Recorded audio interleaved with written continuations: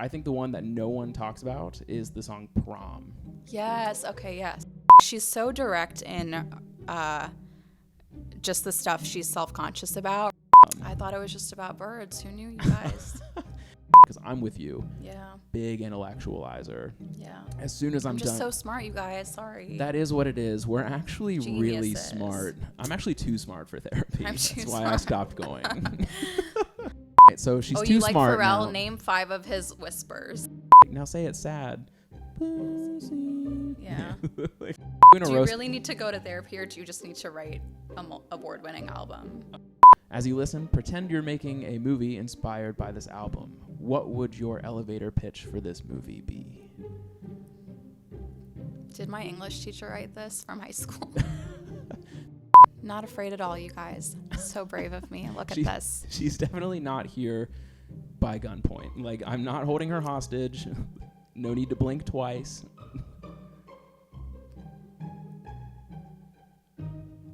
I'm happy to be here.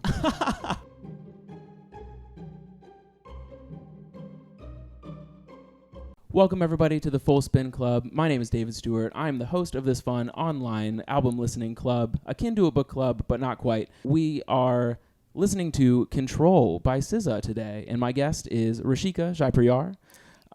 She is a comedian here in Cincinnati, along with myself, and she hadn't listened to this album in a long time, and so I'm super excited. It's one of my favorites, so let's get that record spinning. And Rashika, welcome to the club.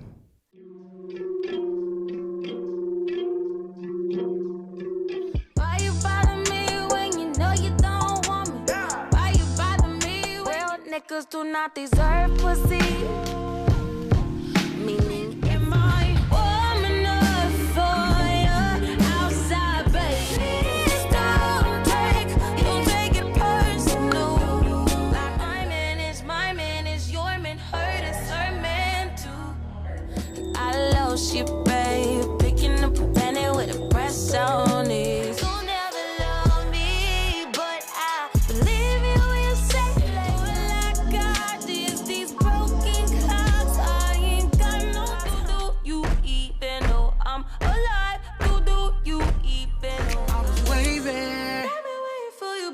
I was drowning.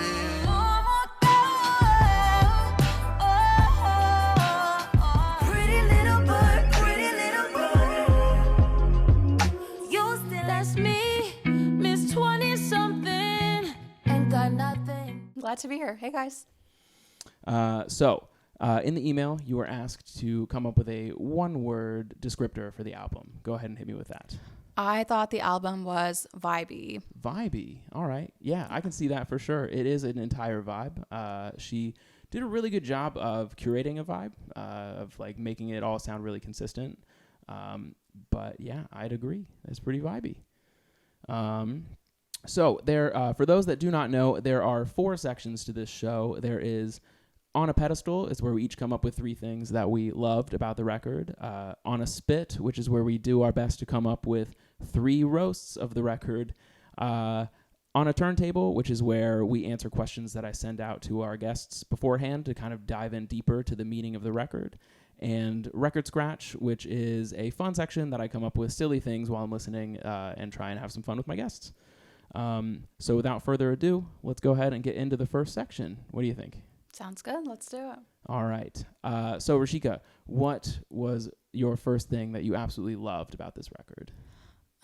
Like I said, I hadn't heard it in a while, but there's like the classic songs that I think were really mainstream for a while, like Drew Barrymore. I love that one. And then Broken Clocks. Mm-hmm. So like obviously the hits that she had, but then like I think you said earlier, just the whole album is very consistent and like she's telling a story and she's so poetic in her lyrics. I think all that just, yeah, vibey is like a very basic word, but I definitely liked the flow of her lyrics. All right. Hell yeah. So the flow, that's like your number one thing you liked about. Yeah. All right. That's great because I have a fun thing involving the word flow later. So that rules that you picked up on it. I'm so glad to help out with your storytelling here. Yeah. And you had told me before this that you are not necessarily like a music nerd like myself. Yeah. I'm very basic. Listen to the radio, mainstream hits. So it, like, I was glad to be assigned something like, hey, this is a good thing to listen to. You should listen to it. So Oh, well, that is like the entire purpose of this thing I'm doing, is to just share music with people and talk about it. And so don't feel afraid that you're not like a music nerd, because it's just here to expand people's horizons and get people to think about music a little differently. So hopefully the assignment helped you do that a little bit. Yeah. Yeah. Not afraid at all, you guys. So brave of me. Look at this. She's definitely not here by gunpoint. Like, I'm not holding her hostage. No need to blink twice.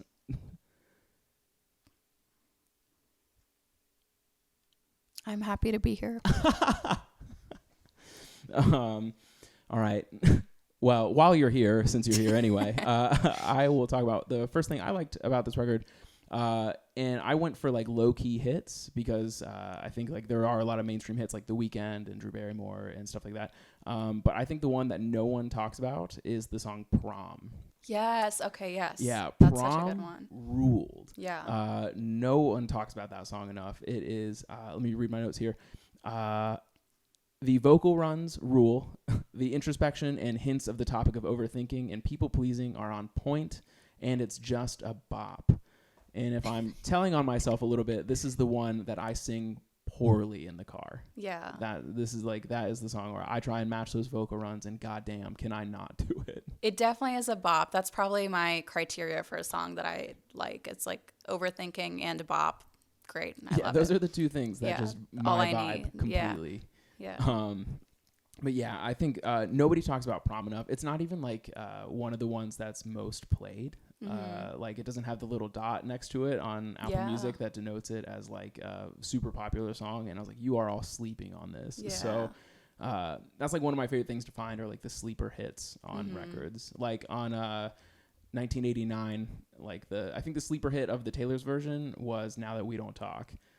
That song rocks. I don't know that. I didn't listen to that What? one. I know. She has so many songs. Like I like there's no way a human can get through her entire. Well, they can. They can. Sorry. Oh, they have. They have. I'm like the person, I'll listen to one song that I love like over and over and over and over again. So that stops me from like discovering new things. More. Like I get obsessed. Sure. And, Yeah. Now That We Don't Talk was like one of the vault ones that like she released for this edition only. Gotcha. Yeah. But yeah, that song rules. So go ahead and I'll just listen pop to it that after, one on the way home. Yeah. Now that I'm on a roll, I'm being so brave, stepping out of my comfort zone. I'm gonna listen to Taylor Swift. How's that out of your comfort? You have a whole bit about Taylor Swift. All right, Rashika, do you have a second thing that you loved about this record? It felt very. I like that she references like her family a lot. Like she has the snippets from like you told me that it was her grandma, and then I think it was her mom at the end. And even just like in her lyrics, she'll be like, I forgot to call my mom, like, or need to be on timeout. And of course that goes into like the people pleasing, but I think like the way she reflects like her family and all of that is really cool too, because that's something personally I relate to, where I'm like, wait, what do my parents think about this? And you know, that's really interesting. Like I'm actually come from the opposite. I also like that she is I like that she's feels comfortable enough with her family to share all of this with them, like to ask them to do like sound bites for the record, to like show them the record, to show them her music videos. And I was like, that rules. Cause like even like I don't have a super close relationship with either of my parents right now. But I'm always like, that would rule. And so I totally get that, the desire to do that. And I think it's awesome when people get to, like, I'm not coming at it from a space of like, I don't have that, so I'm not gonna be happy for people. No, I do think that rules. I wish I had the confidence, 5 years ago to be more like open with my parents about like what I was up to. Cause like I was always under like lock and key. I was like, they're like, what are you up to? And I'm like, stand up. And then like that, nothing.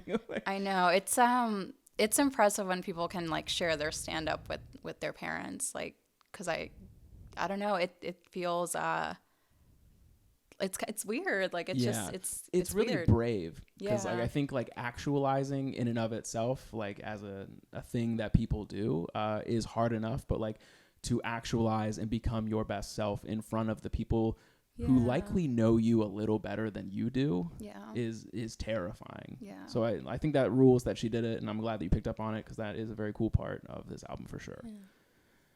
What's up, everybody? Thank you so much for watching the video. Please like, comment, subscribe. We'd love to keep the Full Spin Club going, and we want to grow, and we want to do more albums. But in order to do that, we got to do a quick ad read. So let's give it up for our the sponsor of today's video, Uncut Caffeine. It is a white powder that they will ship to you in the U.S. mail in an unmarked envelope.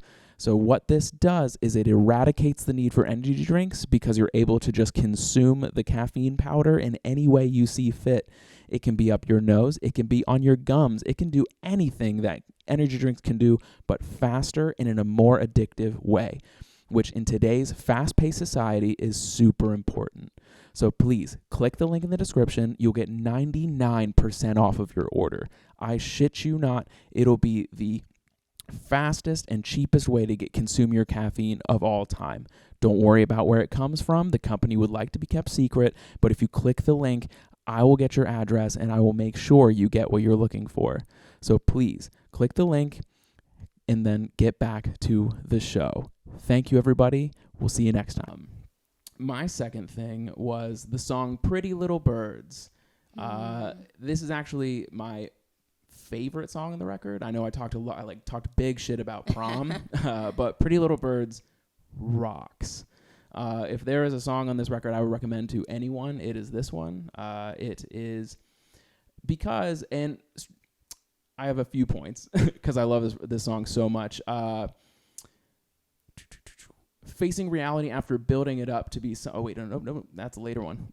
So the concepts of fragility, bravery, toxicity, and the breadth of topics and themes that this song touched on rules so hard, and it's all in the under the guise of talking about birds, like the fragility of birds, like their bones are hollow, it's just things like that. What's the most fragile animal you can think of? It's usually a bird. But more specifically, Isaiah Rashad's verse, that he's the feature on it. The line, "Fuck all that crying, you prayed for this shit," hits every time because there are things in life where you build it up to be such a huge thing, and then when the expectations don't necessarily meet reality, horrible. You're just broken, you're crushed, you're all the things. Yeah. It's why are you crying? You prayed for this not too long ago. So they're just kind of reaping the consequences of the thing that you worked for is devastating, and that line rules. And isn't that song they talk about the birds hitting the window? Just getting knocked down. Because that's the second best line is my wings don't spread like they used to, but I want to fly with you. And so being hurt and healing and finding comfort in a new person, all the bravery that comes with all of that rocks a lot. I thought it was just about birds. Who knew, you guys? No, I am one of those people that where the curtains are never just blue. Have you heard that joke about English teachers when they have an entire day devoted to blue curtains? I haven't heard that phrase, but I know what you're. The curtains are never just blue here in the Full Spin Club. Right. I have a new mini game that I made for this today, based around the concept of the curtains are never blue. So we're gonna get into that in a bit. It'll be fun. Excited. All right, your third and final thing you loved about this record? I think it started out she's so direct in just the stuff she's self-conscious about, right? I wish I was prettier. I wish, I was normal, and I she's wearing Vans and I hate her. It's not a curtains are blue situation. It's just, she's this is how I feel. Yeah. And I guess I kind of thought that there's the Go Gina track that's a little more peppy, where she's kind of hyping herself up. It sounded to me, but then I guess I thought that there would be a conclusion of I'm good now, or I don't know, but but isn't that the whole thing, though? But isn't that the whole thing? That's the whole thing. Are we ever really good? We're Do you ever not, reach the outcome that you think is there? It's right. Constant growth, constant struggle, and I think the fact that we don't really get that at the end of the record is better than if we did. Right. There is no ultimate happy ending, right? There's just growth, and that's the whole point. Yeah. And it's very like ends on the 20 something like existential, like a lot of us are in that boat of like, what are we doing? And but what makes it not like depressing, like, oh no, there's no happy ending. I think she does a really good job of just feeling her feelings, like instead of I think we all nowadays, especially with like social media and everyone's going to therapy, like we tend to explain or over explain ourselves a lot of the times. Like I know I do it too, where I try to like intellectualize my feelings all the time. And she's not like, I hate that guy or like I hate this. Like she's just like, I'm sad about, and is very good at just like, this is what it is kind of. Yeah. But you still feel like the sadness and the anxiety, but you're not, you just kind of, you're like, it is what it is. Yeah. It doesn't feel like she's trying to resolve any of those feelings. Yeah. She's definitely just letting them hang. Yeah. And that was a point that I brought up on Tyler, the Creator's Flower Boy. That episode rocks. Go check that out if you can. It's his entire intention in building that record was like, I had a lot of questions, but not a lot of answers. And so I just wrote songs that are unanswered questions and just let them hang. And I think that's so great. I think that's great for art, right? Because like everyone wants resolution, but there rarely is. Yeah. And so learning to just speak on what you're feeling as opposed to trying to resolve it in your mind. Like, cause I'm with you. Yeah. Big intellectualializer. Yeah. As soon as I'm just done. So smart, you guys. Sorry. That is what it is. We're actually Geniuses. Really smart. I'm actually too smart for therapy. That's why I stopped going. Yeah. But yeah, I think she is really good at just expressing as opposed to justifying. Yeah.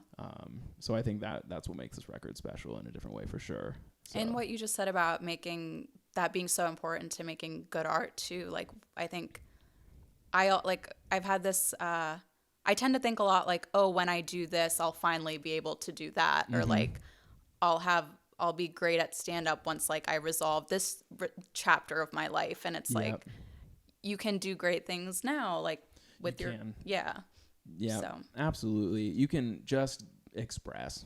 Yeah. Like you'll find your people, you'll find your things. And plus like part of I talk about this a lot in comedy, but like in art in general, is that like there's no outcome that's going to bring you peace. So like you might as well enjoy the process of doing the thing. Yeah. Cause you're just going to waste a lot of years hoping for an outcome that, like Isaiah Rashad said, it may not be the thing you thought it was. So like, imagine that. Fuck.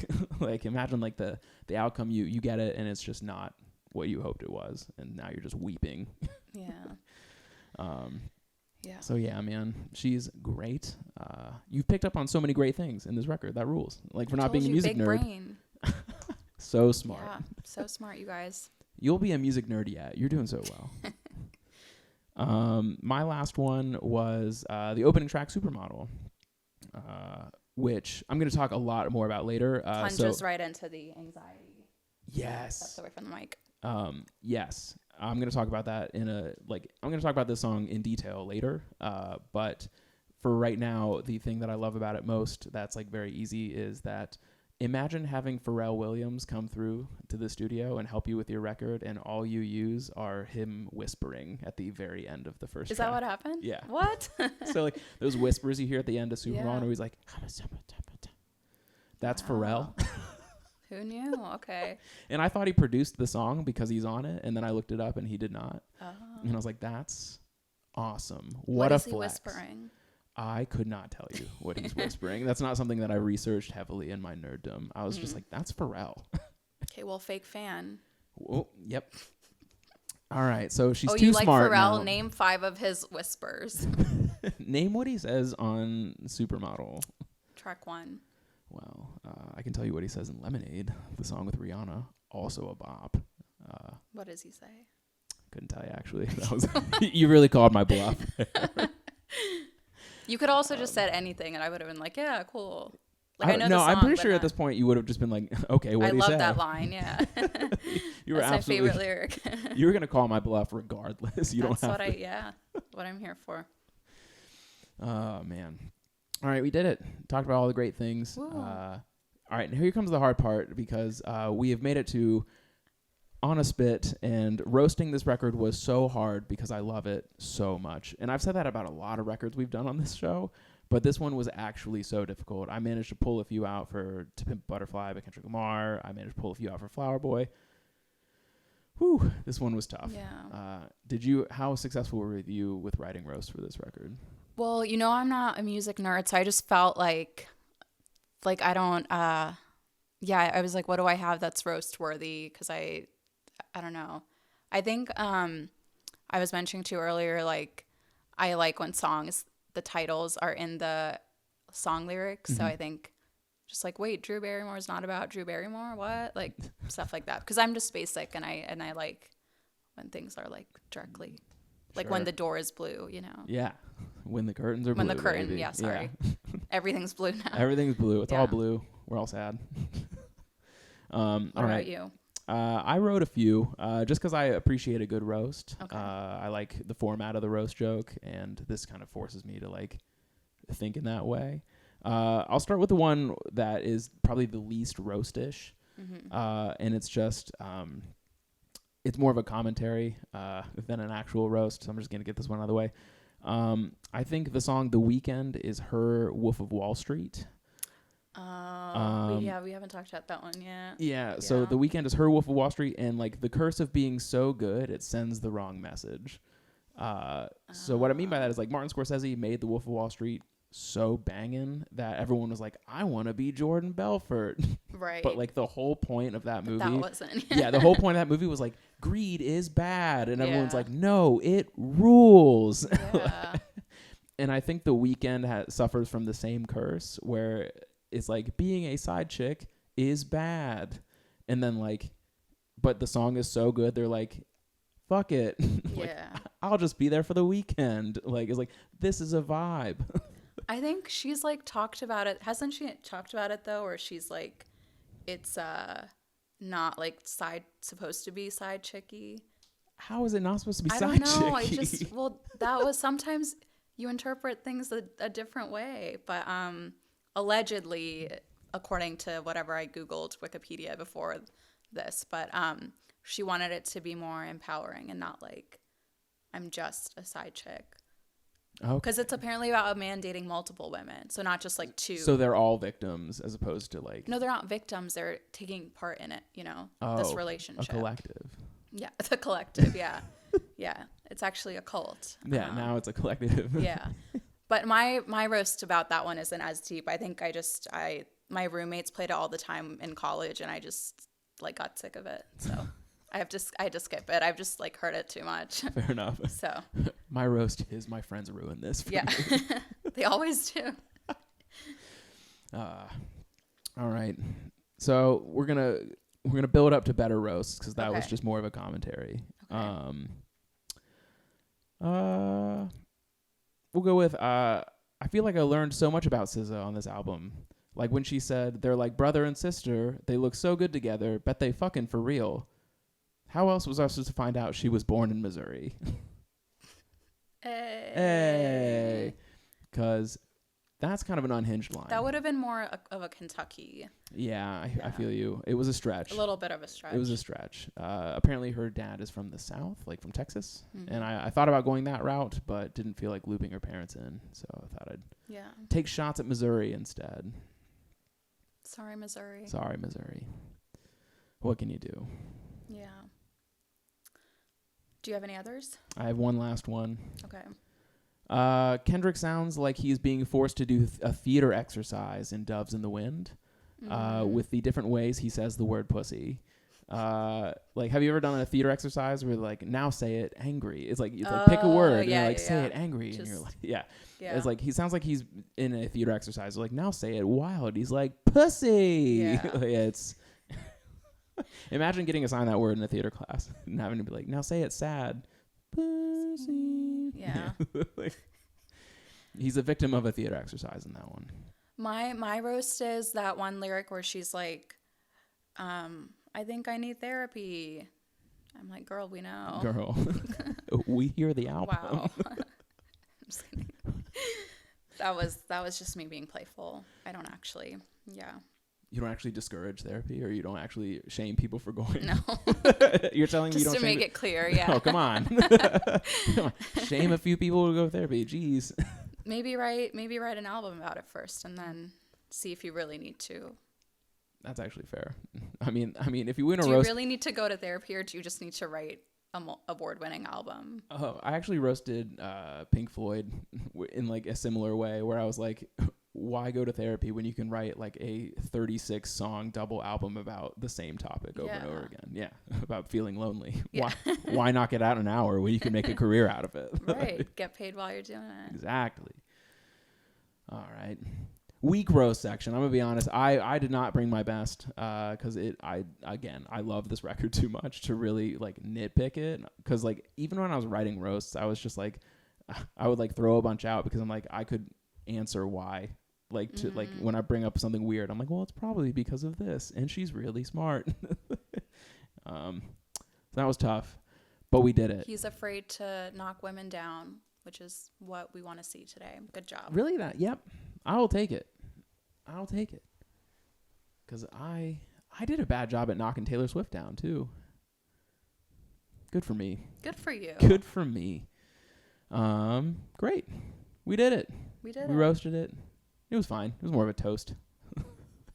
That brings us to our next section, which is On a Turntable, which is where I sent you questions ahead of time to try and like dive into this a little deeper, hopefully kind of guide your listening in a different way.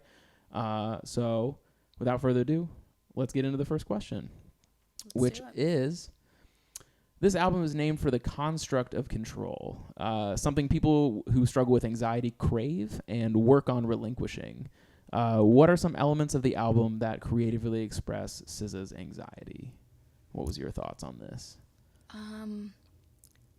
Besides her very direct lyrics, that's not as creative of an answer, but I think it's cool when she asks so many questions throughout all of her songs. It's like, I have to look up what I wrote down, but do you have one in your mind? Yeah, like, like, am I not good enough? You know, like, yeah, it's like, why am I warm enough for you? You know, like, yeah, am I strong why enough? am I so easy to forget? Why is it hard to accept the party's over? Like, I feel like that's a trait if you're just like not sure how things are going and you're just like anxious and you're like, is this okay? Is this okay? And like, that was.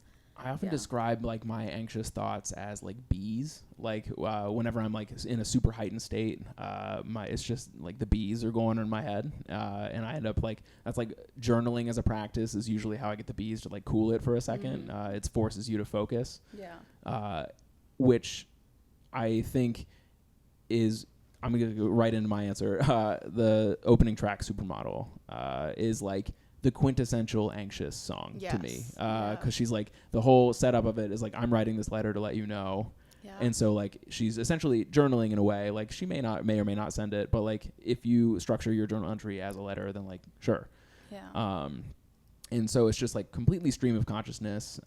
It seems highly unedited, which I'm sure it is. You know, like she spent years making this record. I think it was like a 3 or 4 year process to make this whole thing. Wow. And so yes, the stream of consciousness behind that rules, and I think is like a really great way to kind of like express anxiety and kind of comment on it at the same time. And just talking to your ex like via a letter and wondering why like this all happened, or why she doesn't like treat herself well enough to like not worry about this person anymore. Like I think that rules. I think it was a really creative way to do that. That was definitely, and a good start to the album too. Like, right, I'm writing a letter, and then it's like, here you go. Like she even went as far as to like crumple paper as like a sound bite, like meaning that she had done this a few times. Like so, like that's like what that means to me. Is that just like we're on the 4th draft of this, and I didn't realize that. Yeah, I think that's cool. And like the anger, like because like there's so many like all the anxious thoughts, like there's like the stages of grief going on in that song. Like she's like angry, like we get to a little bit of bargaining. Like I don't know, it's just really well done. That one at the start, and then also to comment on the end. Like I really love the soundbite from "It Is Her Mom" right at the end. where to me it kind of sounds, because her mom at the end is like, here's what control means to me, and the mom talks about like it's kind of like, right, don't you think the vibe is like any feeling is good or else we just feel nothing? And so even if you're anxious or whatever these complicated feelings you're feeling, like they're feelings and it means you're alive. And then she's like, this is what control means to me. And then SZA's like, that was great, that was perfect, mommy, or like, thanks. And they all said it more concise and much more nicer than how I described it. But that to me also was a really creative expression of her anxiety too, because it was like she starts out this like with Supermodel, like has this whole album where she's so open, so vulnerable, and then it's like, oh, but like, mom, what did you think at the end? Like that was the kind of vibe it gave to me. But I really liked that. Yeah, I think it ends really well because it ends with 20 something, correct? Yeah. Right. And I think it just in a much more calm way expresses those like anxieties about being like the existential dread of being in your 20s and just kind of like floundering around and like letting go. Well, and just like she's pretty confident, like her whole, like, yes, she's anxious, but like she's putting out this whole album and then just, oh, but like, mom, what do you think? Or like having someone else, like needing that input from someone, I think says a lot too. But yeah, I like that snippet. Yeah. Great.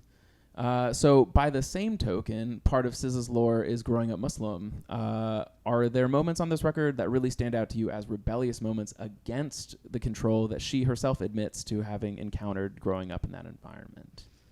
I struggled with that question. I guess there's that one song where she's like, please don't take it personal. Oh, repeatedly. Sure. That's Prom. Yeah. Yeah.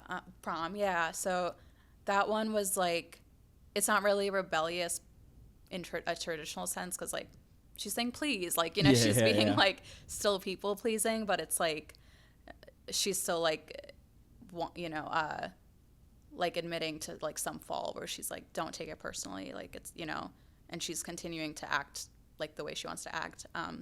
I think, I don't know, but and then just like some risque word choices, I guess, which would be the main one. But I think my answer was definitely leaned towards like it was embracing her body as opposed to being ashamed of it. I think is a big one. For example, like Doves in the Wind, Drew Barrymore are all like honestly kind of raunchy, like straight up. They're very like not in like a distasteful way, like. But they are definitely like very descriptive in all of these things. And I know just like from my own knowledge of like people who grew up Muslim, probably not the most PC thing to talk about. And so I think that was like her rebellious way of kind of swinging the pendulum in the complete utter opposite direction that she may have like encountered growing up. And so and just kind of embracing her own sexuality and being like, no, I'm going to find my own way in this path, as opposed to like any sort of like hyper-conservative situation she may have grown up in. And again, I'm basing a lot of this on like her interviews and whatnot. So you've heard I don't want to like, I don't want to speak too much, but based on what I've gathered from her interviews and whatnot, I can see this being something like, like sort of rebellious, because she even talks about growing up and she's like, I got in a ton of trouble as a kid. She got a tattoo at like 16. Like, which is a big no-nos in Muslim culture. So just thought that was it. What else? Oh yeah, and like using it as a point of pride rather than shame. Like talking, because like despite the raunch, she does speak of her own body with pride, like with like love of it. She does, and that's great, especially if you grow up like being ashamed of your own body, which is like. You find in more religions than just Islam. Like it seems that any sort of like conservative religious like group seems to think that the body's just like not great. And like you're born in sin if you're a Christian, etc. So I think embracing and loving those parts of yourself, I think, is like a rebellious thing in its own right. Yeah, she was definitely good at not sounding negative, even though there's like a lot of quote negative like aspects to the album. Like she's talking about being anxious and jealous and self-conscious and all this stuff, but like just in general, like I think it's cool that she's never like, I hate this person or I hate this, I hate, like like just feeling the feelings part. Yeah, and not assigning those feelings to anyone. I think, that's or projecting blame or Yeah, that's a good point. Yeah. She just speaks to them as their own thing. Even when in the opening track, Supermodel, where she's like, I'm not keeping your shit. You know, like that's such like a better way to say fuck you, you know, than actually just being like fuck you. Right. So like it's still absolutely feeling the feelings, but not necessarily like being mean. A self-aware queen. Yeah, we love it. Great. All right, last question. SZA is known to be very cinematic. She loves film and references movies and actors in her work often. As you listen, pretend you're making a movie inspired by this album. What would your elevator pitch for this movie be? Did my English teacher write this from high school? That's it. Can you tell I like hung out in the English department at my high school? The curtain is blue. I saw that question and it reminded me, have you seen the movie Something Great? It's a couple years old. Mm-hmm. Yeah, but it definitely gave me that vibe of like you have this great love and it doesn't work out, and like your journey to self-discovery. Like I think the album is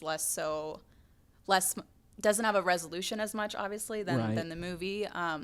It's not like, oh, they broke up, but like now she's still happy at the end. Like that's not what the album is at all. Like it's definitely more complex, but I think my idea for a movie would be like like your first love or like some great love that like doesn't work out, and figuring your shit out after. For sure. I agree. My elevator pitch was the Disney Pixar movie for people in their 20s. That's what I would want to see come from this. You would make it a Disney movie. I would make it a Disney movie. When I was thinking about this, I was like, the movie Inside Out ran, so this movie, walked, so this movie that I'm thinking of right now could run. So, is Inside Out the one about the feelings? Yeah, Inside Out's the one about the feelings, okay. But it was geared towards like children as they like, and I think they're coming out with a second one that is more about teenage years. Okay. But this one should be geared towards people in their 20s who are flying around. And I think it should be a little more raw. Like if A24 and Disney teamed up to create a movie, that would be what I would want to see out of this. I think at some point in my writings here, I called Bob Iger a coward, the CEO of Disney. Wow. It's like, don't be a coward, make the movie. Because I want to see. Interesting. Yeah, because like I think the Disney Princess is made for children, and then as parents you appreciate it from a different angle. But I think there's an entire gap between those two things, like being a child and being a parent, where Disney kind of leaves a lot of people hanging. Mm-hmm. And I think this would be a cool thing to make. Just like for people in their 20s, 30s, yeah. They need support too. You telling me you wouldn't want to watch a Disney movie where it talks about busting it down real hard? Along with not being a music nerd, I also don't love like animated movies. Not at all. Yeah. Well, no, I mean, by no means am I a Disney adult. Like, let's not get it twisted. That's not what I'm pitching here, guys. You just roasted Bob Iger so hard. Okay, well, everyone should roast Bob Iger because he's a billionaire CEO.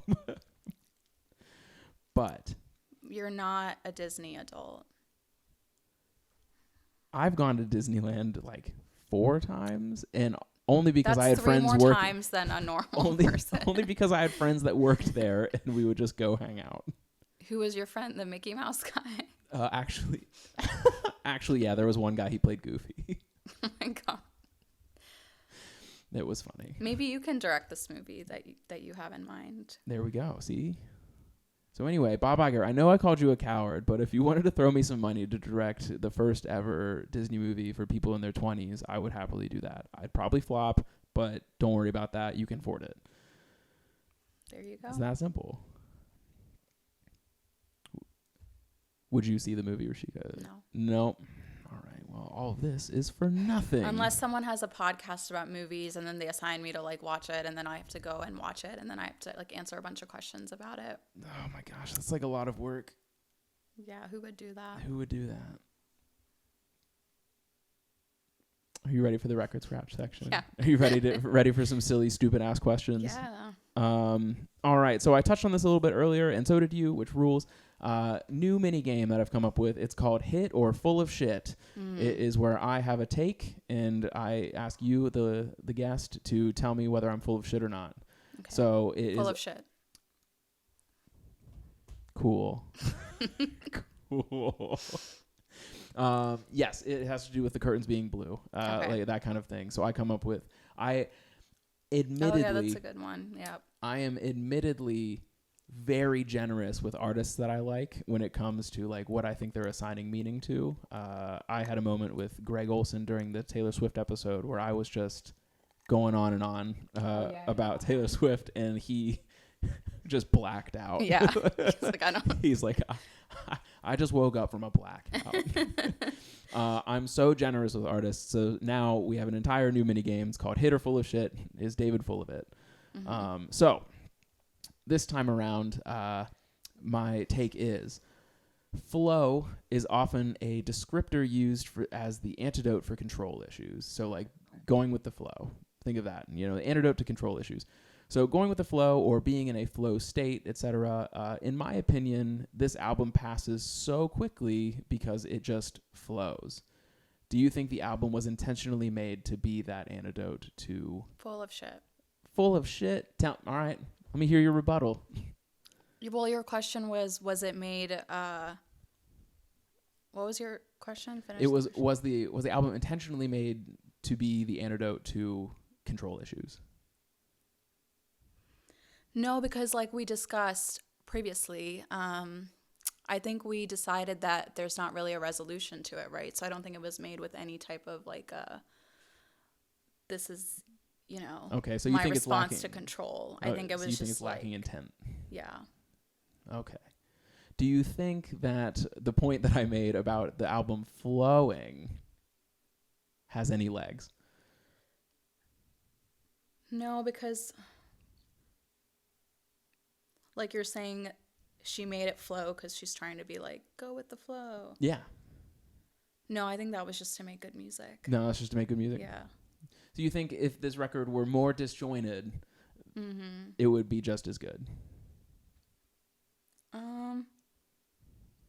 That's a good question.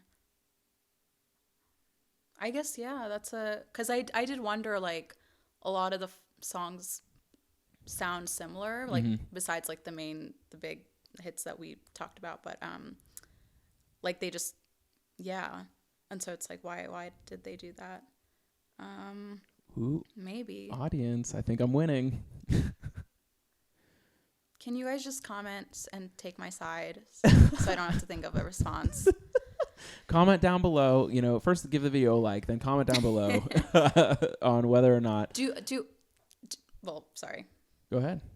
No, but do artists really like think that, much about like maybe she just ran out of songs to write. Like maybe they cut songs because they're like, it's getting too long. Like maybe. So because this album took 4 years to make, I think that level of intention might have actually been on the table. Or they're like, we just got to get it out. It's been 4 years. Like, I had this argument with another guest in the Rumors episode where we talked about Fleetwood Mac, and I think we landed on there is sort of an unintentional artistry that goes on when you're making something where it may not be on purpose, but given the headspace that you're in, you accidentally make something cool.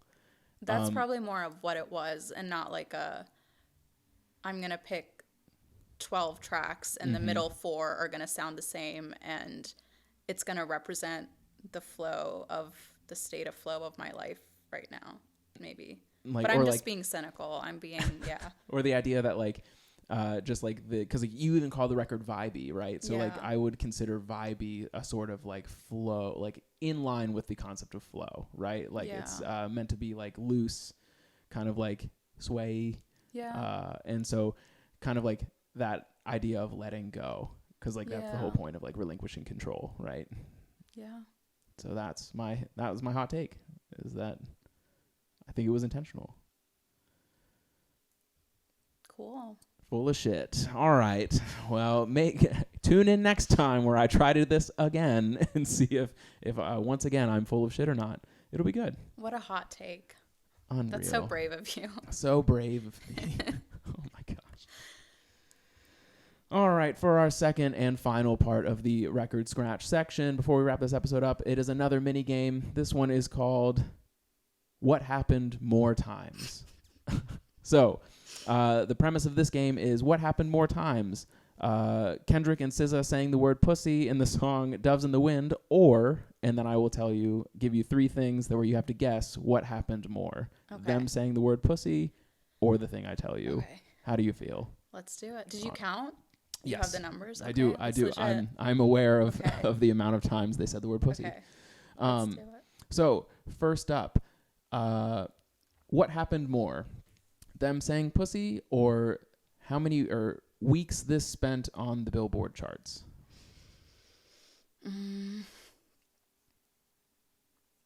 I would say less for the Billboard. Less for Billboard. Yeah. The answer is Billboard was far more than the amount of times. Okay, Yeah. I'm sorry. Rude of me. Control spent 311 weeks on the Billboard 200 charts. I think it might still be on there. It's like one of the longest running albums on the Billboard 200 chart. Okay, I feel rude. I'm sorry, SZA. I didn't know. Put some respect on my girl's name, Rashika. It's also a couple years old. I don't know. Put some respect on my girl's name. This has longevity. Fine. Okay, you don't have to go that hard. Okay, up next. What's happened more? Trump declaring bankruptcy or or SZA saying pussy in Doves in the Wind?